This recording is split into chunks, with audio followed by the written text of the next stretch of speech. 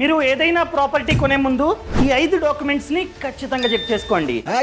First one, sale deed. ఈ sale deed లో ఆ ప్రాపర్టీ అసలైన ఓనర్ ఎవడు, ఆ ఓనర్ ఆ ప్రాపర్టీని ఎవరి వద్ద కొన్నాడో క్లియర్ గా ఉంటుంది. అదే విధంగా second one, link documents. So గత 30 సంవత్సరాలుగా ఆ ప్రాపర్టీ ఎన్ని చేతులు మారిందో క్లియర్ గా ఉంటుందన్నమాట.